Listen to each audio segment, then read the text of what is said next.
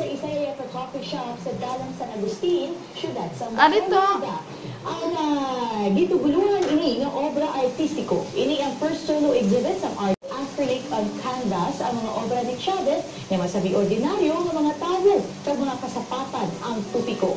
Music lover, folk singer, kay graphic artist man ang amay sa apat ng mga kabataan nga si Chavez. Wala naman siya sa kapasakupan ng mga group exhibits, pero ini ang una nga kahigayunan nga nag-solo siya. Sarang mabisitahan kag mabakal ang mga obra sa multi-talented nga artist sa Obis Coffee sa San Agustin Street hasta sa Agosto 30.